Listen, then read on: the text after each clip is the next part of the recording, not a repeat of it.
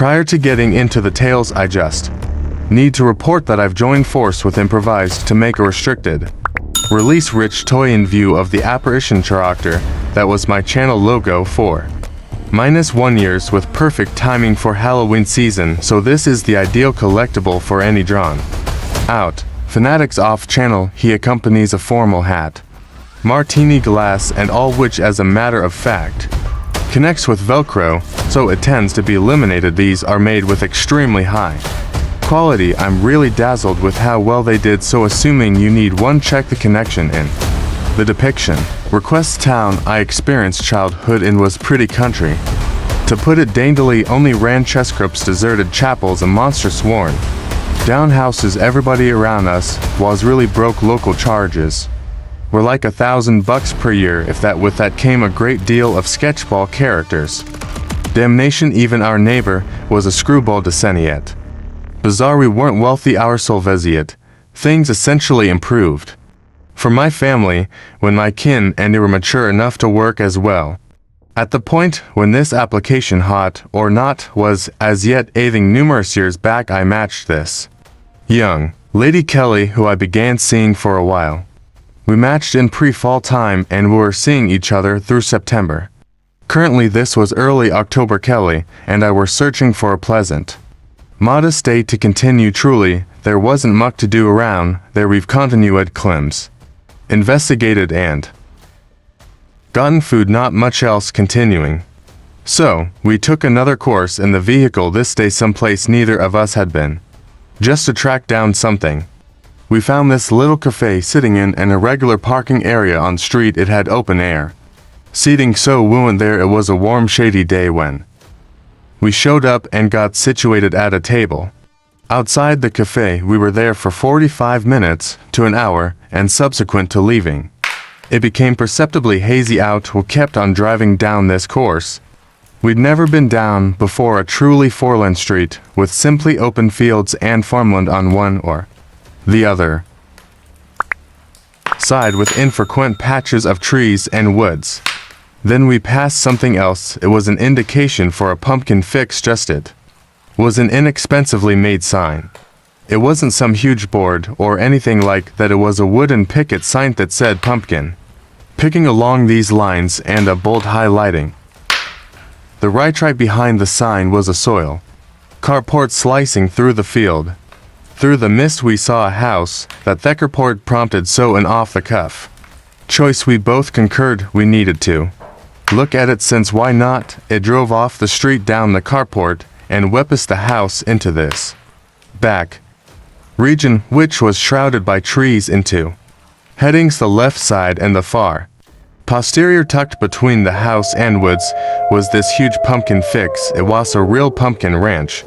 We saw at any rate 200 pumpkins dissipated all around the spot, and that was exactly what the haze permitted us to see. We stopped close to this old junker of a pickup truck. The main other vehicle, and on the property I saw a more established couple sitting on the back deck of the house. As we got out, both of them got up and welcome views expressed were hanging around for the pumpkin picking, and the elderly person said with a grin, "Invite, pick anything you'd like." I asked her the amount it would be for a pumpkin, and the elderly person said it's free. We were shocked. The mist was going about as a kind of boundary, so we couldn't plainly see the two. It was somewhat dreadful, however. I might in any case tell a great deal of the pumpkins were on the more modest side, or soft and simply not very alluring. The ground was additionally sort of wet from the haze, I surmise, and a portion of the pumpkins felt wet and sloppy as well. Finding a truly pleasant one was hard, that as it may. In the long run we found one. I picked up this huge solid-looking pumpkin. It was weighty. I brought it over to the back deck where the old couple, unless was they weren't there any longer. I inquired as to whether we ought to simply leave it. Said presumably it truly felt like we were obvious to leave, since we as of now expressed gratitude toward the couple and they made it clear they were free. So we got back in the vehicle and I began doing a 3-point turn on the soil carport to depart when we heard somebody Hollering outside, both got frightened and gone to confront house where we saw moderately aged man. 911 gotten out. Whatever did we do? And he said put that pumpkin back this momentarily, and I talking over one another both. Attempted to clear up for the man, that the more established couple. Advised us to take whatever one needed. I expected they were his folks. Man got out. Whatever more. Established couple, what are you discussing? I answered, are your guardians additionally here? He said, I ain't got no guardians. Kelly and I both similarly befuddled took a gander at one another. I said, sir, there was a more seasoned couple sitting on here back deck 10 minutes prior, and they advised us to take anything we desired. The man said there ain't no more seasoned couples. Her asked where the pumpkin is. I informed him. In the back. I opened the entryway and hesnaged the pumpkin. He said in the event that we have all to murdered here, he'd shoot us, and afterward hespit at the ground end. Strolled back to his home. I drove us out of there. We were essentially as confounded as could be. We considered the possibility that perhaps it was a joke, however, that would be a genuine wiped out joke. I made a joke getting out whatever on the off chance that they were apparitions, and Kelly said stop. Plainly going nuts. However, at that point I got the chills myself as I pondered what I just said. There was quiet in the vehicle for a couple seconds, and I know we both contemplated that thought. Wondering for no specific reason, one day my two kin went to that pumpkin ranch to go pumpkin picking. They purchased a pumpkin from the fellow we saw, and they examined him a piece of getting some information about the ranch, and if the man lives there with anybody. The man said he lives there alone. This was disrupting to hear. It really to this day doesn't seem okay. Could the man have been lying about the more seasoned couple being there? I don't know. Perhaps. In any case, why? More alarming inquiry is imagine a scenario where he wasn't lying and he genuinely does live alone. Then, at that point, who are those individuals? Lying and he genuinely does live alone. Then, at that point, who are those individuals? It was late October when I awakened to, quite possibly of my dearest companion Connor hitting Moip inquiring as to whether I was down to come to his house later. It was a Saturday evening, and I was in secondary school at that point, so I burned through most of my ends of the week with companions. Connor's guardians were away for the end of the week. Furthermore, he was home alone with one of his more seasoned sisters, whom I'll simply call Chantel. She was, as far as anyone knows, observing him the whole end of the week. With that data, I realized he was simply requesting that I come over and party again. I had no work obligations to stress over at the time, so I consented to the thought and headed over to his home. When I got to his house, we played some vital mission at hand on his family room's lounge chair for a couple of hours, discussing school sports, young ladies, and whatever else we thought often about at that point. In the end, he raised the possibility of hitting up a Halloween party in his neighborhood that a lot of individuals from our secondary school were going to. At first I was a piece reluctant of the thought, yet later, some persuading, I was down to go. I'm not withdrawn or anything, I simply wasn't wanting to party that evening, yet Connor was passing on to go. So attempting to be all buddy and sent to go, I asked him about getting an ensemble of some sort and had the safety faculty shirts that we could simply toss on and use as the uncovered least of a Halloween ensemble. Kept on playing on Xbox for a couple more hours until 10:30 moved around. Connor ran higher up to Chantel's room telling her we were going, as though Shemin did. Then we tossed on our shirts and gone out. Following a speedy 5 moment walk, we pulled out to a Halloween-adorned house where we could hear the music blasting from inside. We strolled past the adornments and through the entryway, where we were hammered with the uproarious music we heard outside. The spot was loaded with perhaps 70 other secondary school kids raving and simply talking in bunches all through the house. It was your typical secondary school party. A couple Minutes after the fact, I'd proactively lost Connor as I was pulled aside by Lino, one of my baseball colleagues, who I'd scarcely seen at all that year. Put me down on a lounge chair all around, with a portion of my different companions and colleague was kept on talking 2 or 3 hours, giggling at stupid recollections raised in discussion, and participating in exercises that typically go down at parties. Right now in the night I was feeling tired, and all the way out of it I knew it was the ideal opportunity for me to return home and get some rest for the night.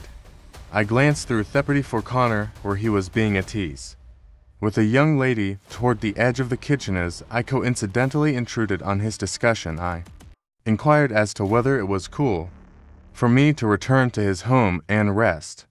He concurred and said he planned to remain for a little longer, yet the young lady he was conversing with inquired as to whether I could go get some drinks from the Storm. Chalari consented to do as such, subsequent to acknowledging I totally interfered with their profoundly had to at minimum do discussion. It didn't take me long to see as the cellar as I opened the entryway and headed down the faintly lit steps. I staggered down the last couple of steps and fell and topped the refrigerator. As I opened it, I was welcomed by a man's voice behind me who attempted discreetly saying boo. I hopped and surrendered. Confronting the heading I heard the voice from that point was a tall 35-year-old looking man wearing a dark shroud outfit and remaining behind me with a smile all over, making a shock motion with his hands. What on earth waste had for? I shouted with a reasonable slur in me discourse. The person left and presented himself as party host's cousin. I was so out of it, I didn't actually address why he was in a dim cellar without anyone else. And there was a gigantic party continuing higher up with boisterous music. The person gracelessly attempted making discussion. However, I let him know I expected to get my companion his beverage and leave the party. I'm really open furthermore garrulous to outsiders when I'm out of it like that. However, even at that point I could have done without his energy, and I attempted all that I could to move away. He shouted, pleasant gathering you, as I turned around, strolling up the squeaking steps. I told my companion farewell and left Theppertide lights and Halloween enrichments on each house in the local Illuminateth Road. As I strolled back to Connorshoever house, it didn't exactly make any difference, since the walk was in a real sense 5 minutes. All things considered, I thought about the unusual trade I had with that man in the cellar as I strolled, and I proved unable shake the odd energies he emitted. More I contemplated it, the stranger it became in my Mindian. The long run got to Connor's home. It was totally dull, and Chantal's vehicle was gone from the carport, meaning I washed him alone. I strolled into the dull spooky house and saw no point in turning on certain lights. Just went directly to the storm cellar. Touristy strolled down there and dropped on the love seat. Lay like a child for perhaps 15 minutes, until I heard a crashing commotion higher up. Awakened me right. I took a stab at tuning in for whatever else, yet I didn't hear anything. I assumed I was hearing things then. At that point, had a go at returning to Resty. Don't have any idea how long passed from at the point when one previously heard the accident, yet I could hear the planks of flooring above me squeaking like somebody was strolling on them. I thought it was Connor or Chantal.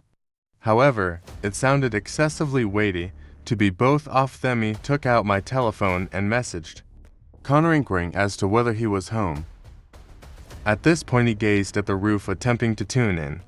The way to the cellar opened. He could hear an individual stroll down the flight of stairs. I looked around the corner of the space to see the step opening. He saw the man I saw before at the party standing in that general area, discreetly. Enlightened by the step light, I made an effort not to make any commotion, asking that the man would simply leave. A couple of seconds passed by before he haphazardly turned and unobtrusively left. Of the cellar shutting the entryway, got my telephone and dialed 911. I cleared up the circumstance for them, gaveth them all that they required, and I paused calmly in the cellar for them to appear. Had a go at opening the windows down there yet. They were completely fixed closed. I had no get away from through the cellar entryway that the man was remaining by before the police in the long run came and they captured the man since he was still there. He was tracked down, stowing away under Chantal's bed. She had returned home and was preparing for bed and was minutes from getting into the bed. Wench heard the police thumping on the front entryway ground floor. Have no clue about what his expectation was in any case. Obviously, he followed me home. The entire experience has truly confounded me. I'm simply happy things played out the way they did indeed. Strangely, the police had the option to survey adjoining houses' cameras, and they saw the man following me home. Yethan, at that point,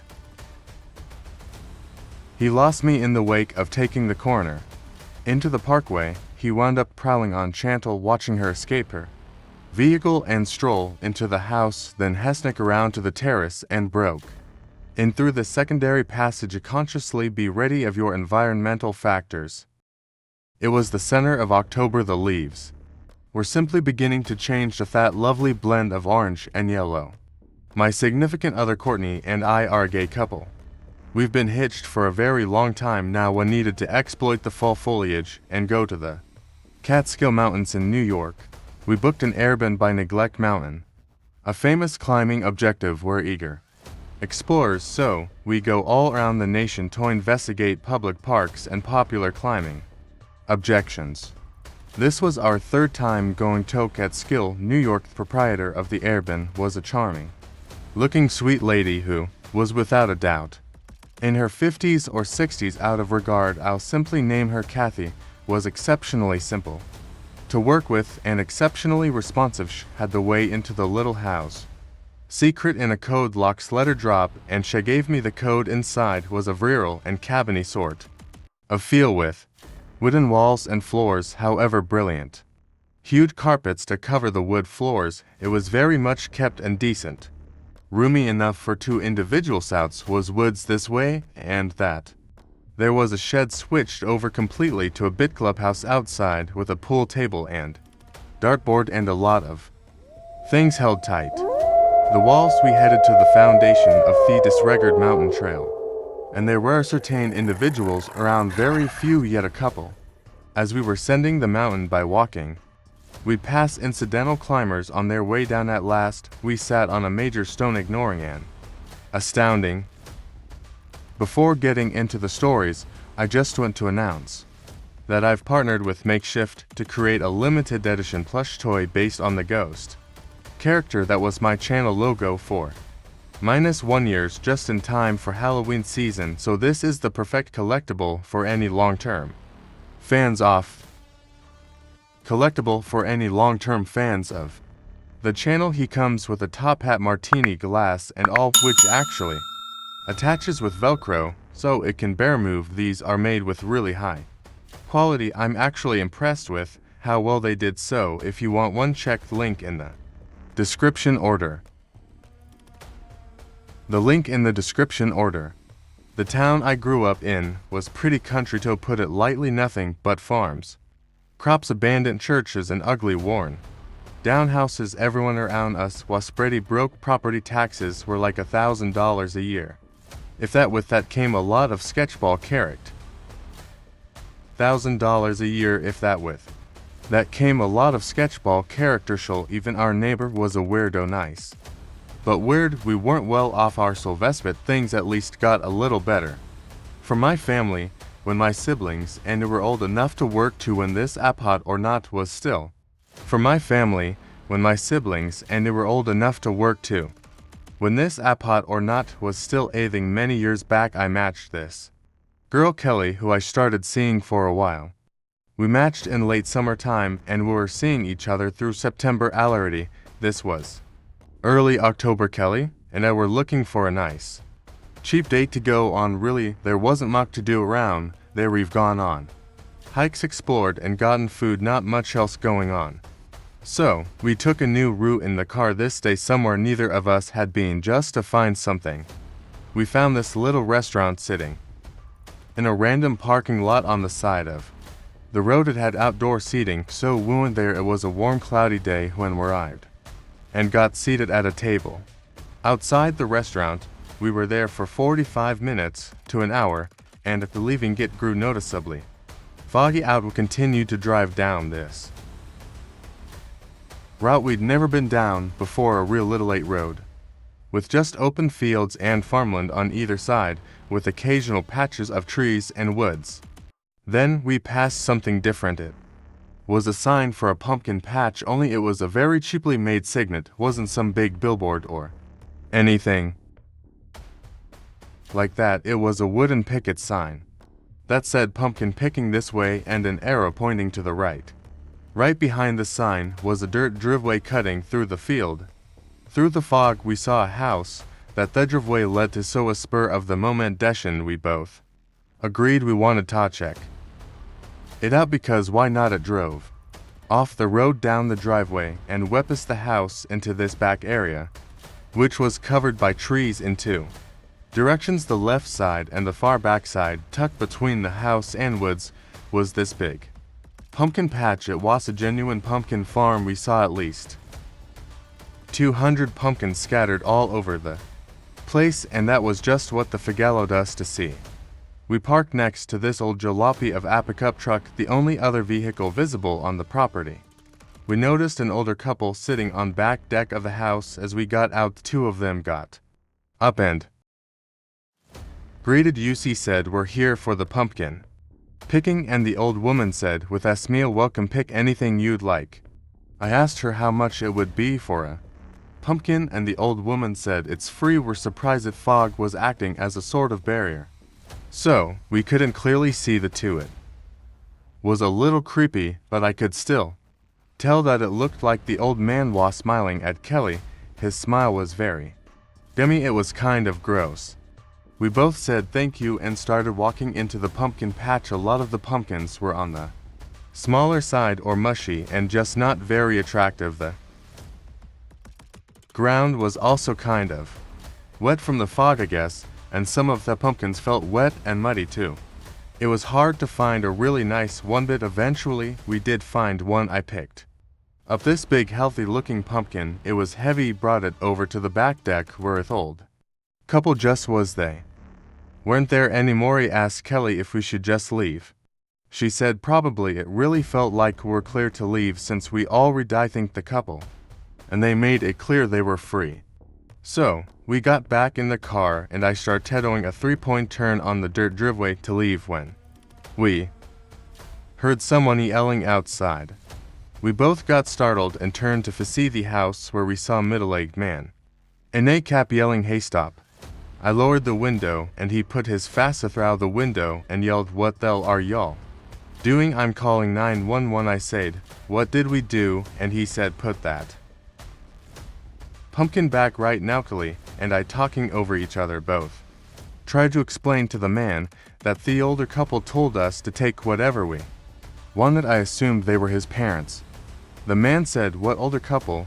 What are you talking about?" I replied, "Are your parents also here?" He said, "I ain't got no parents." Kelly and I, both equally confused, looked at each other. I said, "Sir, there was an older couple sitting on your back deck 10 minutes ago, and they told us to take whatever we wanted."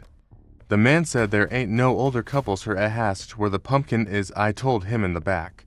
I unlocked the door and he grabbed the pumpkin. He said if we ever came back here, he'd shoot us, and then spit at the ground and walked back to his house. He drove us out of there. We're as confused as could be. We considered the idea that maybe it was a joke, but that would be a real sick joke. He made a joke saying, "What if they were ghosts?" And Kelly said, "Stop," clearly freaked out. But then I got the chills myself as I thought about what I just said. There was silence in the car for a few seconds, and I know we both pondered that out of curiosity. One day my two siblings went to that pumpkin farm to go pumpkin picking. They bought a pumpkin from the guy we saw and they probed him by tasking about the farm and if the man lives there with anyone. The man said he lives there alone. This was unsettling to hear it truly to this day. Doesn't make a lick of sense. Could the man have been lying about the older couple being there? I don't know, possibly. But why's carrier question is, what if he wasn't lying and he truly does live alone? Then who were those people? It was late October when I awakened to, perhaps of my closest companion Connor, hitting me up inquiring as to whether I was down to come to his house later. It was a Saturday evening and I was in secondary school at that point, so I burned through most of my ends of the week with companions. Connor's guardians were away for the end of the week or so. He was home alone with one of his more established sisters, whom I'll simply call Chantal. She was probably observing him the whole end of the week. With that data, I realized he was simply requesting that I come over and party again. I had no work obligations to stress over at the time, so I consented to the thought and headed over to his home. When I got to his house, we played some important mission at hand on his family room's sofa for a couple of hours, discussing school sports, young ladies, and whatever else we thought often about at that point. In the long run, he raised the possibility of hitting up a Halloween party in his neighborhood that a lot of individuals from our secondary school were going to at first. I was a piece reluctant of the thought, however, latter some persuading I was down to go. I'm not contemplative or anything. I simply wasn't wanting to party that evening. However, Connor was kicking the bucket to go, so attempting to be all buddy, I consented to go. I asked him about getting an outfit of some sort or another, and had the safety faculty shirts that we could simply toss on and use as the uncovered list of a Halloween ensemble. Kept on playing on Xbox for a couple more hours until 10:30 moved around. Connor ran higher up to Chantel's room, telling her we were going as though she did. Then we tossed on our shirts and gone out. Following a fast 5-moment walk, we pulled out to a Halloween enriched house where we could hear the music blasting from inside. We strolled past the embellishments and throughout the entryway where we were pummeled with the boisterous music we heard outside. The spot was loaded with perhaps 70 other secondary school kids raving and simply talking in bunches all through the house. It was your typical secondary school party. A couple minutes after the fact, I'd previously lost Connor as I was pulled aside by Lino, one of my baseball partners, who I'd barely seen at all that year, put me down on a sofa all around with a portion of my different companions and partners. We kept on talking several hours, snickering at stupid recollections raised in discussion and participating in exercises that typically go down at parties. Right now in the night, I was feeling tired, and all the way out of it, I knew it was the ideal opportunity for me to return home and get some rest. For the night, I glanced through Theoprody for Connor, where he was being a tease with a young lady toward the edge of the kitchen. As I coincidentally intruded on his discussion, I inquired as to whether it was cool for me to return to his home, and Rest concurred and said he planned to remain for a little longer yet. The young lady he was conversing with inquired as to whether I could go get some drinks from the storm cellar. I consented to do as such. Subsequent to acknowledging I totally intruded on their profoundity, had to at bare minimum do discussion. It didn't take me long to see as the cellar as I opened the entryway and headed down the faintly lit steps. I staggered down the last couple of steps and fell into the cooler. As I opened it, I was welcomed by a man's voice behind me, who attempted unobtrusively saying boo. I bounced and surrender at confoncta heading. I heard the voice from that point was a tall 35-year-old looking man wearing a dark shroud outfit and remaining behind me with a smile all over, making a shock signal with his hands.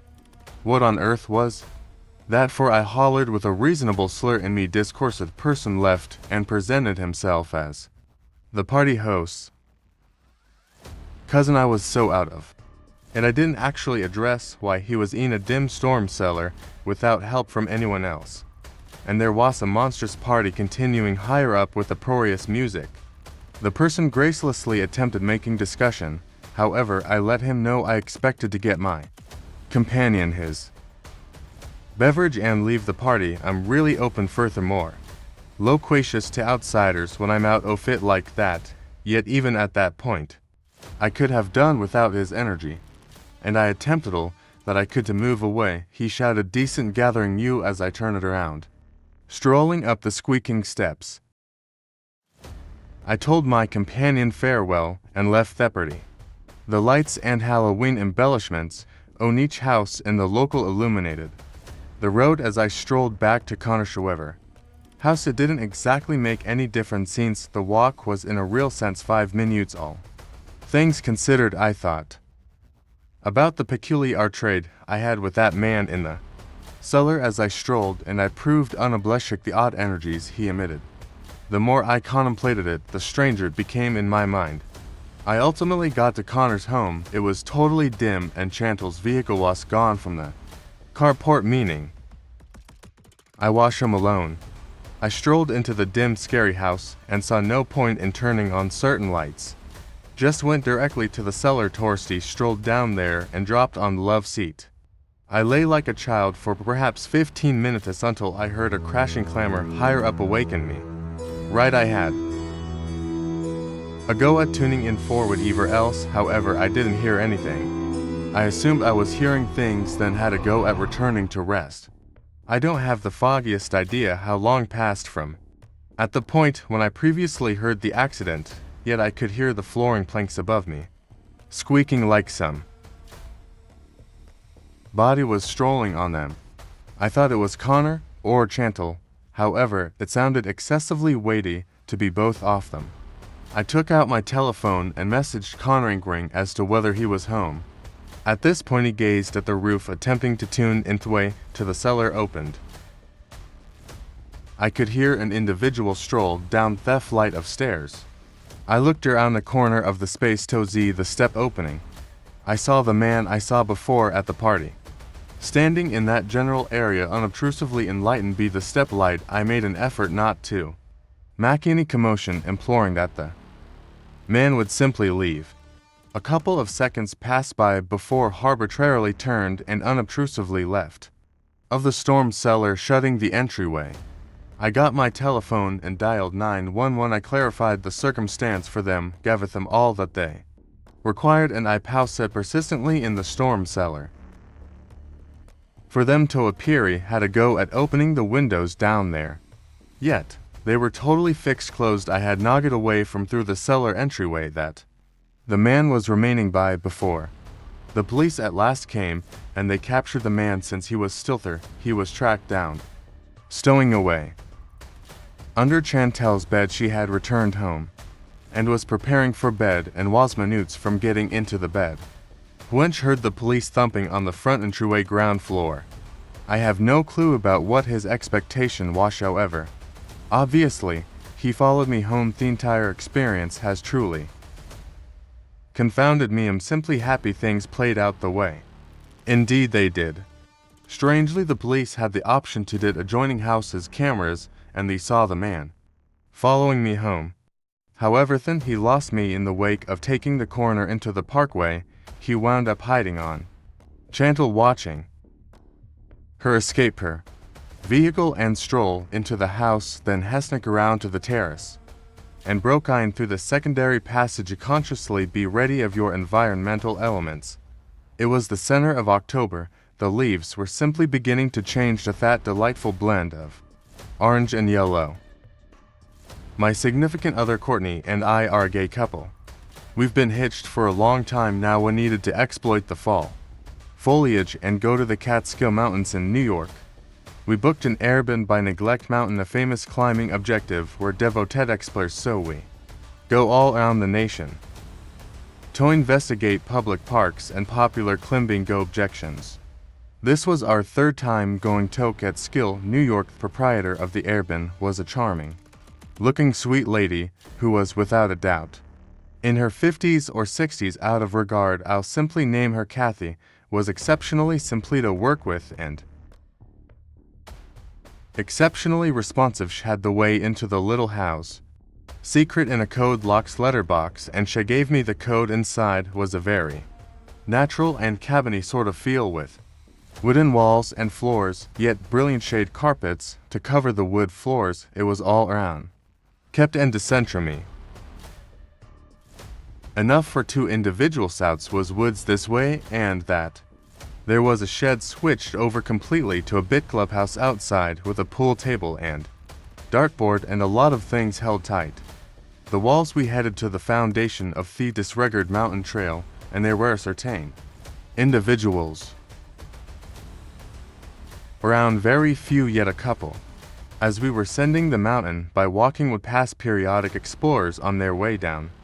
In the end, we sat on a major stone collecting an astounding bluff view just respecting for some time. Ultimately, we heard a stride crunching a leaf behind us. We pivoted and saw a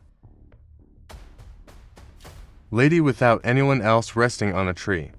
She was like 55 or something. She was obviously taking a gander at us until we turned also. Saw her, then she clumsily looked away. I would have in any case said hey, yet she thrown off everyone's vibe. We just overlooked it until arbitrarily we heard her say hey, so we turned once more and saw she was checking us out. He expressed hey. In those days, she asked where we're from here. We just got into an apparently ordinary discussion with her. She said her name was Melinda and she was from there. She asked where we're remaining. Contribution her insight into the area to propose the spots to look at. I told her straight up the street at an Arab. She proposed a few spots to go, and afterward the discussion sort of ceased to exist from there. Courtney and I said, well, it was great meeting you, as we presently began sliding the path back towards the vehicle. Strangely, we saw the Melinda woman was presently heading down too. Yet she was keeping somewhat of a distance not close by.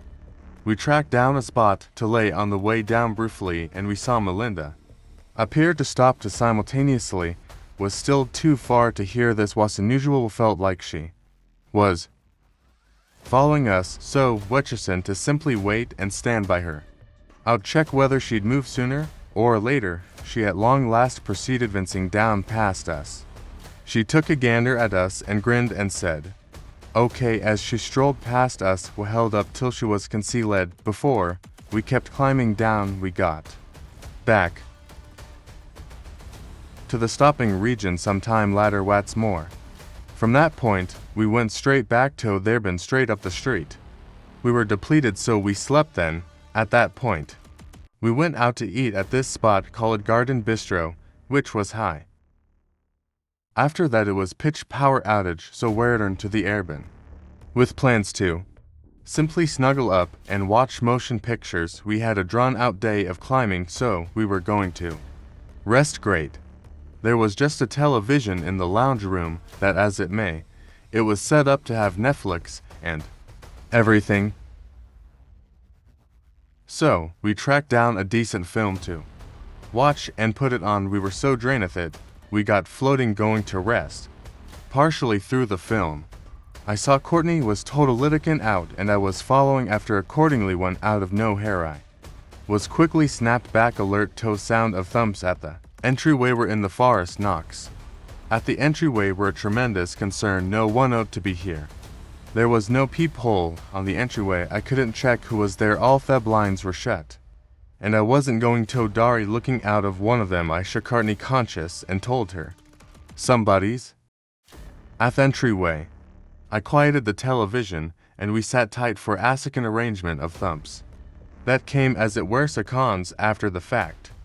We both concur there's no shot. We were opening the entryway. It was still early, like 9 o'clock, so messaged Kathy inquiring as to whether she was at the entryway. It was then a thump at the window and Alidy's voice on the opposite side inquiring, is somebody in there? Courtney and I were currently blown a gasket-eyed. Let's assume we were in a frenzy.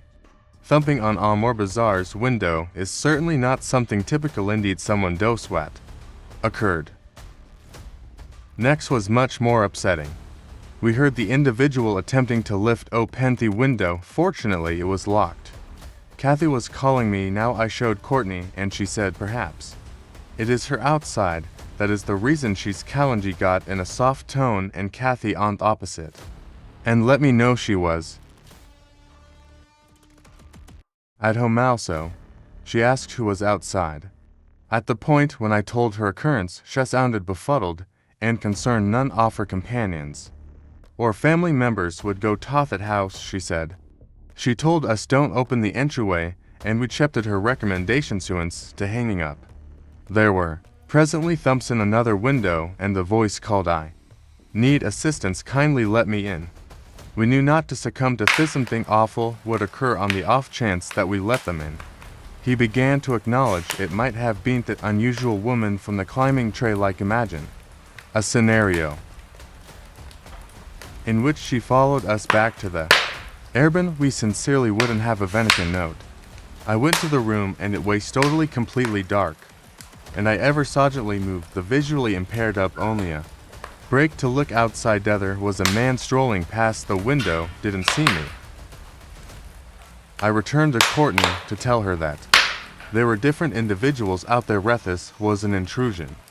We called 911. I gave them the location. Furthermore remained available.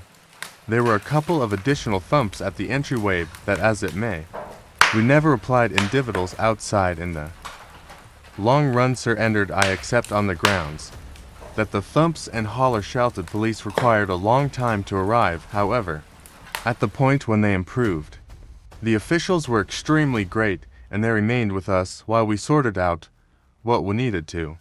Doi called Kathy once more and made sense of what occurred, and why we didn't have a real sense of reassure answer aiming there this evening any longer. She was totally grasping. Westall paid for that evening. However, the rest of the stay was dropped, and the official remained with us while we pressed earthings and stacked the vehicle.